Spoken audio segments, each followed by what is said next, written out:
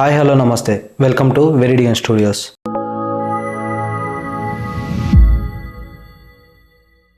ఈరోజు ఎన్నో ఆసక్తికరమైన కొన్ని విషయాల గురించి మాట్లాడుకుందాం. అవి విన్న తర్వాత చాలా షాకింగ్ గా ఉంటుంది, మరికొన్ని ఏమో సరదాగా అనిపిస్తుంది, కొన్ని ఇలా కూడా ఉంటాయా, ఇలా కూడా చేయొచ్చా అని కూడా అనిపిస్తుంది. వీడియోని ఎండ్ వరకు చూడండి. మన ఇండియాలో కరప్షన్ ఎక్కువ అనేది తెలుసు కదా, అదే లంచాలు, ట్యాక్స్.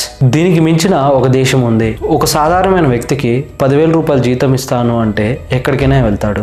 కానీ ఆ దేశానికి వెళ్ళాలంటేనే 100 సార్లు ఆలోచించుకోవాలి. ఎందుకంటే అక్కడ మీకు 1,00,000 కాదు, 2 లక్షలు కాదు, 10 లక్షల రూపాయలు జీతం ఇస్తా అన్నా కానీ అక్కడ వెళ్ళటానికి 100 సార్లు ఆలోచించాలి. ఆ దేశం ఏంటో తెలుసా?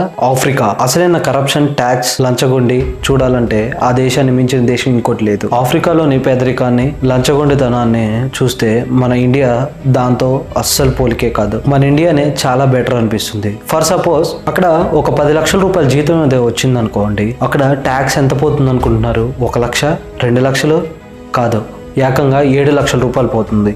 వాళ్ళకి మిలిగేది 3 లక్షలు మాత్రమే. ఇది నమ్మశక్యంగా లేదు కదా, ఇది పచ్చి నిజం. అతనికి శాలరీ 10 లక్షలు వస్తే అతని చేతికి వచ్చేసరికి 3 లక్షలు మాత్రమే. ఈ 7 లక్షలు ఎక్కడికి వెళ్తాయో తెలుసా? కంపెనీస్ రిజర్వ్స్ లో పెడతాయి. అంటే కొన్ని అక్కడ పాలసీలు ఉంటాయి. అంటే మీరు ఎప్పుడైనా కిడ్నాప్ అయ్యారు అనుకోండి, ఆ కిడ్నాపర్స్ కి ఆ కంపెనీసే డబ్బులు ఇచ్చి మిమ్మల్ని విడిపిస్తారు.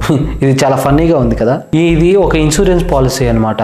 అంటే ఇది శాలరీ ప్యాకేజ్ లోనే ఉంటుంది, ఆటోమేటిక్ గా వాళ్ళే కట్ చేస్తారు. ఒకసారి ఈ ఇన్సిడెంట్ వినండి. ఒక ఫేమస్ అయిన ఒక యాక్టర్ అయితే కిడ్నాప్ అయ్యాడు. అతని ఫొటోస్ నేను ఇక్కడ వేస్తున్నాను చూడండి. ఇతన్ని మీరు డాక్టర్ స్ట్రేంజ్ మూవీలో చూసే ఉంటారు. అతడు కూడా ఒకసారి అనుకోకుండా ఆఫ్రికాలో కిడ్నాప్ అయ్యాడు. ఇతన్ని డబ్బులు ఇచ్చి మరీ కాపాడాల్సి వచ్చింది. ఆ ఇన్సిడెంట్ తో అతను ఎంత షాక్ లో ఉన్నాడు అంటే, నేను ఇంత పెద్ద యాక్టర్ని నన్నే కిడ్నాప్ చేశారు, మామూలు ప్రజల పరిస్థితి ఏంటి అని. ఆఫ్రికా ఎంత భయంకరమైనదో అతనికి అర్థమైంది. అతడు ఈ విషయాన్ని అందరితో చెప్పడానికి 4 సంవత్సరాలు పట్టింది. ఎందుకంటే చాలా భయంగా చెప్పాడు. అది కూడా అప్పటి వరకు ఎవ్వరికీ చెప్పలేదు. 2009లో దీని గురించి బయట పెట్టాడు. ఎందుకంటే ఆ కిడ్నాపర్స్ మళ్ళీ ఏమి చేస్తారో అని తెలియక ఆ భయంతో అలాగే ఉండిపోయాడు. మన ఇండియాలో అయితే మన నాన్నగారికి కానీ మన తాతగారికి కానీ ఎవరైనా అప్పులు ఉంటే అవి మన పైన పడవు కదా.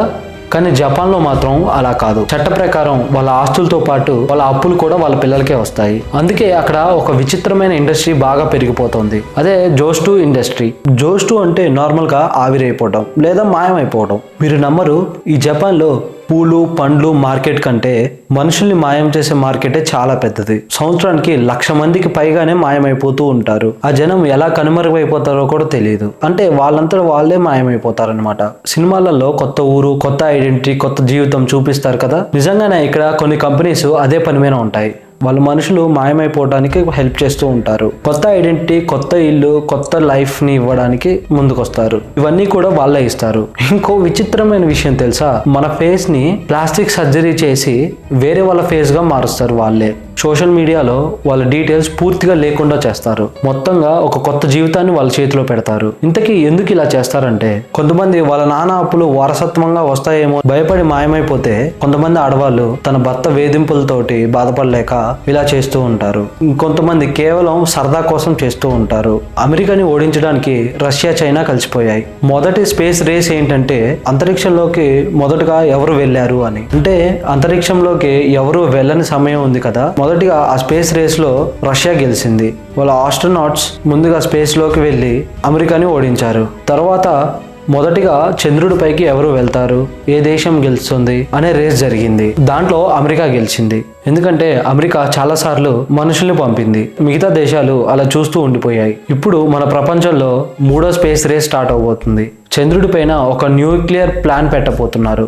అవును, మీరు సరిగ్గానే విన్నారు. ఒకసారి నాసా రిలీజ్ చేసిన ఈ అఫీషియల్ డాక్యుమెంట్ చూడండి. అయితే ఇది రాబోయే 5 సంవత్సరాల్లో జరగబోతోంది. అమెరికా చాలా శక్తివంతమైన దేశం. దానిని చూసి చైనా, రష్యా కలవాల్సి వచ్చింది. నాసాని ఓడించడానికి చైనా, రష్యా ఒక రీసెర్చ్ సెంటర్ ను ప్రారంభిస్తున్నారు. ఇది కేవలం రేస్ కాదు. ఇక్కడ లోతైన విషయాలు అర్థం చేసుకోండి. చంద్రుడి పైన కరెంటు ప్రొడ్యూస్ అయితే వాళ్ళు అక్కడ కూర్చొని హాయిగా రీసెర్చ్ చేసుకోగలరు. ఎవరైతే అక్కడ న్యూక్లియర్ స్పేస్ ని అయితే ఎవరైతే క్రియేట్ చేస్తారో ఆ దేశం చంద్రుడి పైన కరెంట్ ప్రొడ్యూస్ చేయడానికి చంద్రుడిపై రేస్ లో ముందు ఉంటుంది. ఎందుకంటే చంద్రుడి పైన -150 సెల్సియస్ వరకు ఉంటుంది కాబట్టి. ఇవన్నీ మంచి ఉష్ణోగ్రతలోకి రావాలి అంటే దానికోసం కరెంట్ అయితే కావాలి. లేకుంటే చంద్రుడి పైన ఒక్క రాత్రి కూడా ఉండడం చాలా కష్టం. అందుకే ఈ 3 దేశాలు చాలా కొట్టుకుంటూనే ఉంటాయి ఈ రేస్ కోసం.